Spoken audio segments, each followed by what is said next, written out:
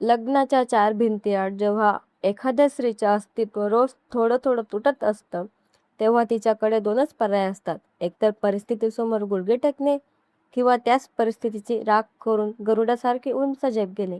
मित्रांनो, कथा आवडल्यास चॅनलला लाईक आणि सबस्क्राईब नक्की करा.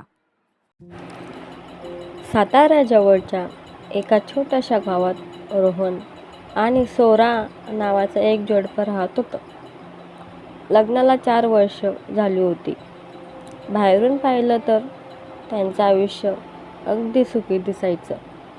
पण घराच्या 4 भिंतीआड मात्र सोराचं आयुष्य रोज थोडं थोडं तुटत होतं.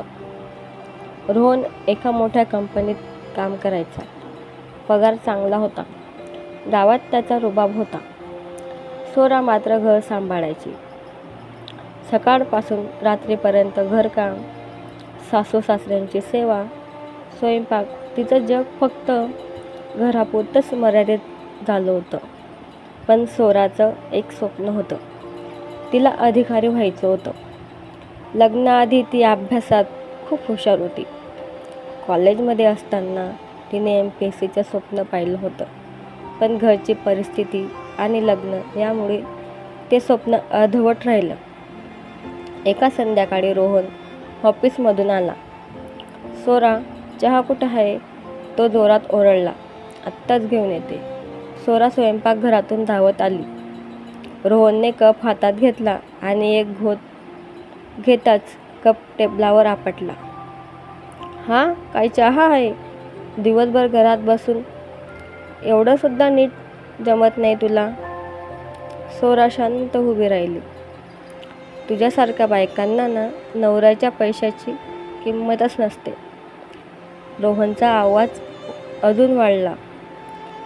त्या रात्री सोरा गच्चीवर एकटी बसली होती. डोळ्यात पाणी होतं. आकाशातला चंद्र पाहत ती स्वतःशीच म्हणाली, मी खरंच काहीच नाही का? तेवढ्यात तिच्या मोबाईलवर कॉलेजची मैत्रीण नेहाचा मेसेज आला. काय ग, अजून अभ्यास करतेस का MPSCचा? सोरा काही क्षण स्क्रीनकडे बघत राहिली. तिच्या मनात पुन्हा जुनं स्वप्न जागं झालं. त्या रात्री ती झोपली नाही.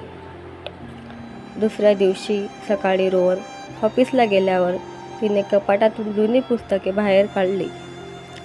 धुळीने भरलेली ती पुस्तकं पाहून तिच्या डोळ्यात चमक आली.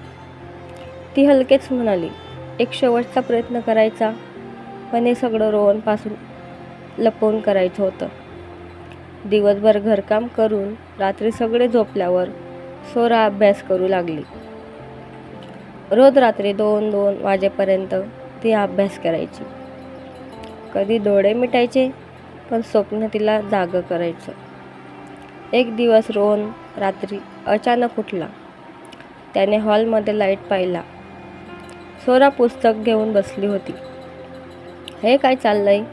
रोहन रागाने म्हणाला. सोरा घाबरली. तसं काही नाही, फक्त पुस्तक बघत होते. रोहनने पुस्तक हातात घेतलं. MPSC? तो जोरात हसू लागला. तू अधिकारी? त्याच्या हसण्यात अपमान होता.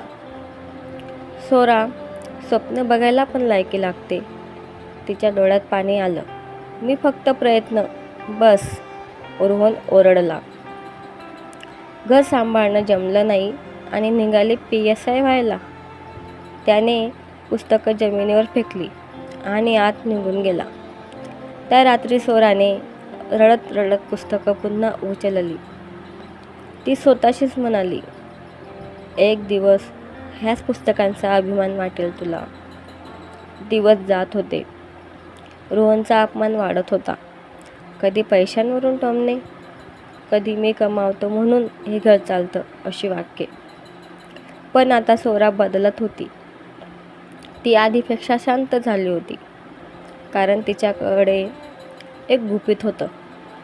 तिचं स्वप्न. ती ऑनलाईन फॉर्म भरायची, अभ्यासाचे व्हिडिओ पाहायची, नोट्स बनवायची. नेहा तिला मदत करायची.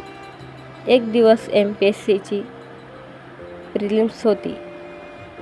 सोराने रोहनला सांगितलं, आज मंदिरात जायचं आहे. रोहन मोबाईलमध्ये बघतच म्हणाला, जा पण लवकर ये. सोरा थेट परीक्षा केंद्रावर पोचली. पेपर हातात घेताना तिचे हात थरथरत होते. ती डोळे मिटून म्हणाली, देवा एक संधी दे. काही महिन्यांनी निकाल लागला. ती प्रिलिम्स पास झाली होती. त्या दिवशी ती खूप रडली, पण आनंदाने. हळूहळू मेन्स, इंटरव्ह्यू, प्रत्येक टप्प्यावर संघर्ष होता. कधी तब्येत बिघडली, कधी अभ्यासासाठी वेळ मिळाला नाही, कधी रोहनचे अपमान सहन करावे लागले. पण ती थांबली नाही. एक दिवस रोहन ऑफिसमध्ये होता. सगळे कर्मचारी एका मोठ्या कार्यक्रमासाठी जमले होते. कंपनीत पोलीस विभागातून एक विशेष अधिकारी येणार होता. सगळे तयारीत होते.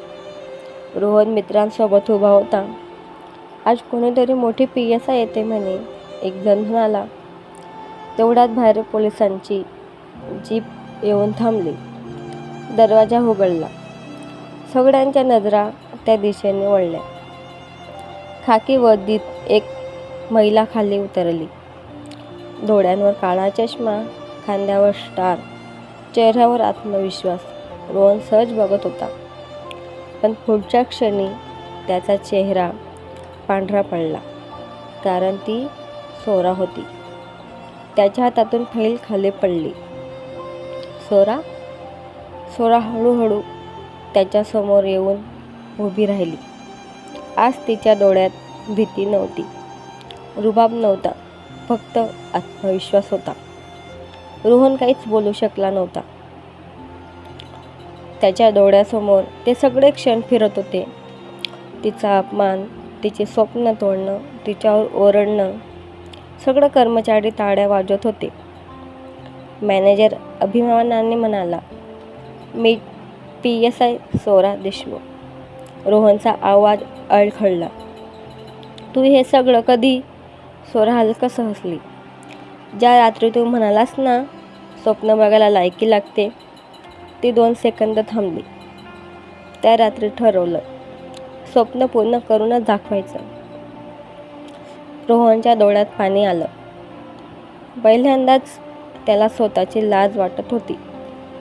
सोरा पुढे म्हणाली, घर सांभाळणारी बाई कमकुवत नसते रोहन, तिला फक्त एक संधी लागते. इतकं बोलून ती मागे वळली. तिच्या खाकी वर्दीचा रुबाब आज सगळ्यांवर भारी पडत होता. आणि रोहन, ज्याला स्वतःच्या पैशांचा अभिमान होता, तो आज स्वतःच्या बायकोसमोर मान खाली घालून उभा होता.